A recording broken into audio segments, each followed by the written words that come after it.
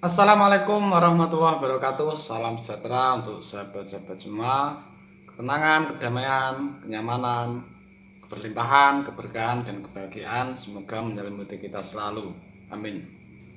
Oke, alhamdulillah kita masih bisa berjumpa lagi di channel Monggo Kerso. Untuk kali ini saya akan sharing tentang Lailatul Qadar. Kalau di dalam Al-Quran sudah disebutkan ya, Inna anzalnahu fi lailatul qadr wa ma adraka ma lailatul qadr. Lailatul qadri khairum min alfi syahr, tanazzalul malaikatu warruhu fiha biidzni rabbihim min kulli amrin salam. Ya hatta matla'il fajr. Jadi Lailatul Qadar adalah Lailatul Qadri khairum min alfi syahr, yaitu suatu malam yang perbandingannya itu lebih bagus, lebih baik dari 1000 bulan. Jadi cahaya Lailatul Qadar itu jauh lebih baik, lebih bagus dibanding 1000 bulan. Artinya 1000 bulan ini bukan suatu jumlah bilangan seperti angka di dalam matematika ya, yang bisa kita hitung dari 1, 2, 3, 4, 5, 6, 7 sampai 1000 itu bukan ya, bukan itu. Karena arti alfun itu sebetulnya adalah ribuan, bukan 1000. Kalau ribuan berarti tidak terbatas. Lailatul Qadar kalau kita mengambil dari keterangan-keterangan yang ada di kitab-kitab yang sesuai atau berdasarkan pengalaman-pengalaman para alim ulama zaman dahulu ya, itu rata-rata mereka menginformasikan bahwa Lailatul Qadar itu terjadinya di malam pertama bulan Ramadan. Itu sebagian qaul mengatakan demikian. Kemudian ada juga yang menyampaikan bahwa Lailatul Qadar itu terjadinya adalah di malam ganjil dalam waktu 10 hari terakhir di bulan puasa, yaitu malam 21, 23, 25, 27, 29. Ini bukan kepastian ya, jadi tidak mesti atau bukan terus pasti di tanggal itu, bukan. Itu hanya kebanyakan ya, artinya rata-rata terjadinya turunnya Lailatul Qadar itu di tanggal-tanggal tersebut. Artinya tidak 100% itu ya, berarti ada kemungkinan di malam lain selain malam-malam yang sudah ditentukan atau disampaikan oleh kaul-kaul itu ya. Oke, sekarang sebenarnya apa sih Lailatul Qadar itu? Biasanya orang kalau ditanya Lailatul Qadar itu apa, jawabannya pasti malam yang sebanding atau malam yang perbandingannya itu seperti malam 1000 bulan. Hanya sebatas itu ya. Nah, sedangkan bagi kita, sedangkan orang itu akan berpikir juga malam yang diibaratkan malam 1000 bulan itu yang bagaimana.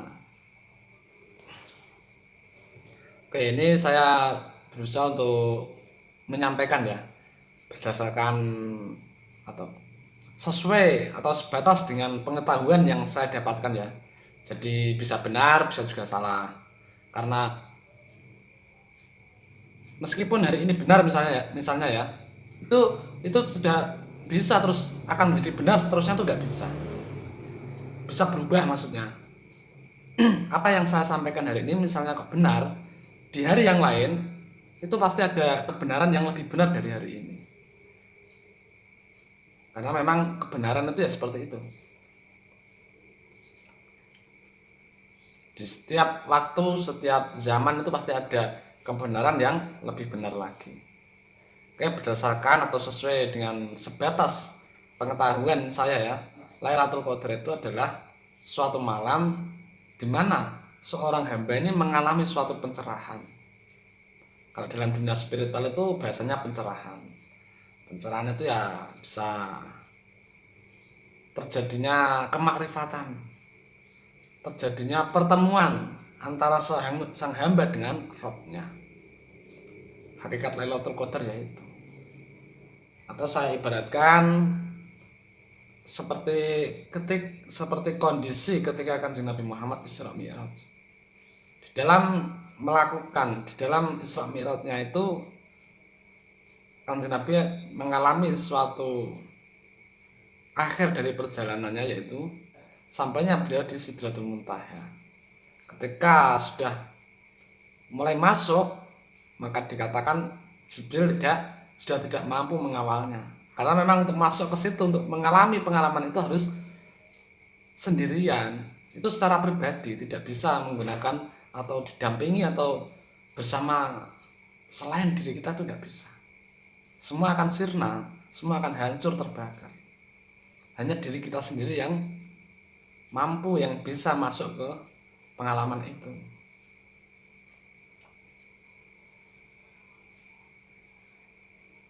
Dan malam Lailatul Qadar ini tidak bisa kita kejar, tidak bisa kita cari. Ini sama halnya dengan seperti dalam video saya yang kemarin tentang ilmu laduni ya, itu kan diterangkan sesuai dengan hadis Nabi, barang siapa yang beramal kebaikan, melakukan amalan-amalan atau beraktivitas secara ikhlas selama 40 hari, maka Allah akan membukakan pintu ilmu baginya. Allah akan memberikan bermacam-macam ilmu hikmah baginya. Jadi tidak bisa dikejar, tidak bisa dicari. Kalaupun kita melakukan suatu amalan-amalan, kita beribadah lebih tekun, kita membaca sebanyak-banyaknya istighfar, sholawat, membaca ayat-ayat Al-Quran misalnya ya. Tapi kalau itu kita niatkan, kita tujukan, kita maksudkan supaya kita ini memperoleh Lailatul Qadar itu, ya ini justru akan menjauhkan. Karena polanya itu seperti itu tadi, tidak bisa kita kejar. Jadi ini terjadinya atau bertemunya kita dengan Lailatul Qadar itu murni karena fadlnya Allah, fadlnya yang maha kuasa. Bukan karena daya upaya kita, ilmu kita, ketekunan kita, amal ibadah kita, itu bukan. Kita tidak bisa mengandalkan itu semua. Nah terus apakah kita nggak perlu beramal? Ya ini juga salah lagi. Kita harus tetap beramal. Kita lebih meningkatkan ibadah kita, memperbanyak amal ibadah. Tapi niat dan tujuannya bukan untuk mengejar atau supaya dapat Lailatul Qadar, itu bukan. Karena Lailatul Qadar ini hanya diberikan pada hamba-hamba yang ikhlas di dalam beribadahnya, di dalam amal-amal solehnya, itu yang ikhlas. Artinya yang murni lillahi ta'ala, bukan karena supaya dapat ini itu, dapat pahala, dapat Lailatul Qadar, itu bukan. Karena kalau kita melakukan amal-amal kebaikan, amal-amal soleh, kita lebih memperbanyak amal ibadah kita dengan niat dan maksud atau tujuan untuk memperoleh Lailatul Qadar. Nah ini sudah pamrih. Ini kita sudah keluar dari ikhlas itu sendiri. Jadi bagaimana? Ya kita lakukan saja dengan ikhlas. Artinya kita lakukan hanya lillahi ta'ala. Lillahi ta'ala itu bisa karena dorongan kita merasa bersyukur, sehingga kita wujudkan rasa syukur itu dengan lebih meningkatnya amal ibadah kita. Jadi gitu ya, tidak bisa kita mengejar atau mencari-cari Lailatul Qadar, itu sebenarnya nggak bisa. Tapi ini bukan berarti terus kita tidak melakukan apa-apa ya, ini malah justru akan lebih keliru lagi. Ya ibaratnya supaya bisa wusul pada Tuhan, supaya bisa makrifat billah misalnya ya, itu seorang guru pembimbing pasti akan memberikan suatu metode terhadap murid-muridnya dengan melakukan dzikir, wirid, meditasi atau apalah kan gitu ya. Tapi itu sebenarnya bukan suatu metode atau amalan yang dapat menghantarkan kita sampai pada makrifat billah, itu bukan. Itu hanya amalan-amalan atau ritual-ritual meditasi. Itu untuk membuat diri kita menjadi tenang, menjadi hening, suwung, menjadi lepas dari segala kemelekatan-kemelekatan duniawiah. Intinya amalan-amalan itu untuk melepaskan diri palsu kita. untuk mengembalikan kesejatian diri kita. Ketika kita sudah benar-benar lepas dari semua kemelekatan-kemelekatan, kita sudah terbebas, terlepas dari diri-diri palsu kita sudah kembali pada kesejatian diri kita, maka saat itulah terjadi, saat itulah pencerahan itu terjadi gitu. Tapi ketika kita melakukan pun bukan karena itu. Kalau kita masih mengejar supaya dapat ini, dapat itu, supaya bisa ma'rifat billah, bisa wusul ilallah, bisa mengalami pencerahan, itu sudah beda lagi. Karena selama masih ada tujuan-tujuan, masih ada ambisi, masih ada, kita masih mengejar ya selama itu juga kita belum bisa mengalami, kita nggak bisa mencapai. Kita akan mengalami suatu pencerahan, kita akan mengalami wusul ilallah, kita akan mengalami ma'rifat billah itu ketika kita sudah terlepas dari semua tujuan-tujuan. Kita sudah lepas, sudah tidak ada lagi kepentingan-kepentingan ego kita untuk memperoleh sesuatu hal itu tadi ya. Biarpun itu untuk memperoleh derajat kedekatan atau untuk memperoleh suatu pengalaman spiritual, nggak bisa. Jadi Lailatul Qadar itu sebenarnya nggak bisa kita bayangkan ya. Kalaupun ada banyak yang menerangkan tentang Lailatul Qadar, itu hanya sebuah bahasa untuk lebih memudahkan kita di dalam memahami Lailatul Qadar itu sendiri. Tapi ini masih sebatas memahami, memaknai ya, belum mengalami Lailatul Qadar itu sendiri, masih belum.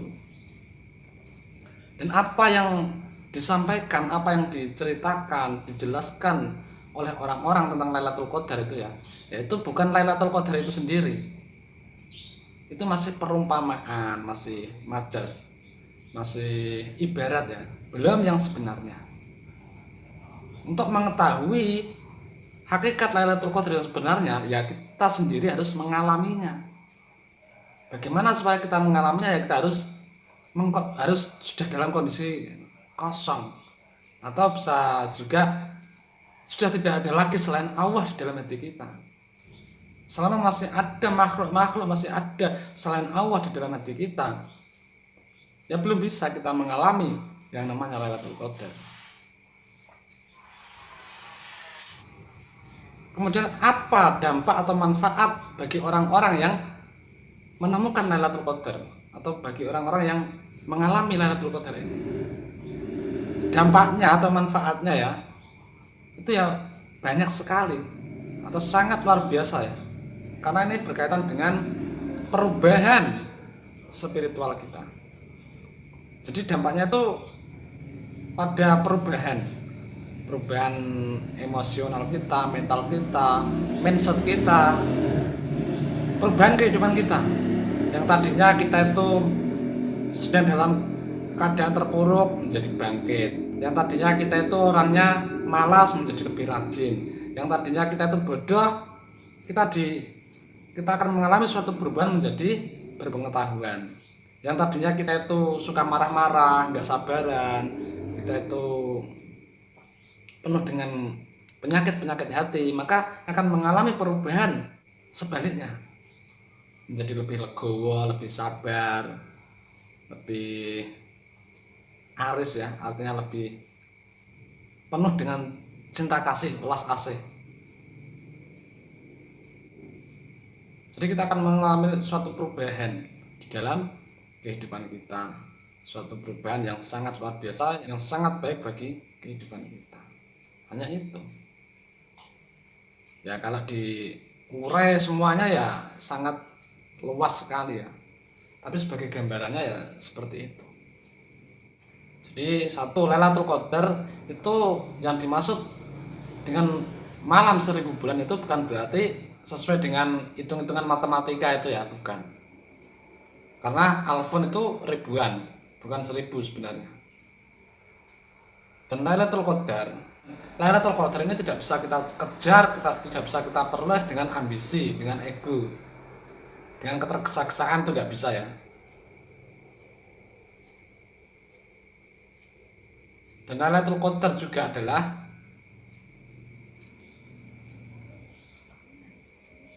Dan Lailatul Qadar ini sesuatu hal yang hanya bisa kita alami. Ini suatu pengalaman spiritual, pengalaman batin, rohani, gitu ya. Oke, jadi ini hanya penjelasan berdasarkan itu ya, keterbatasan pengetahuan saya. Jadi bisa benar, bisa salah, tapi bukan itu ya. Tapi bukan itu yang terpenting, bukan benar salahnya ya, tapi bagaimana kita bisa mengambil pelajarannya, bagaimana kita mendapatkan suatu pelajaran dari suatu penjelasan atau suatu hal yang tersampaikan, informasi yang kita dapat itu kita dapat pelajarannya apa enggak, itu yang paling penting. Oke, jadi gitu ya, semoga bermanfaat. Wassalamualaikum warahmatullahi wabarakatuh.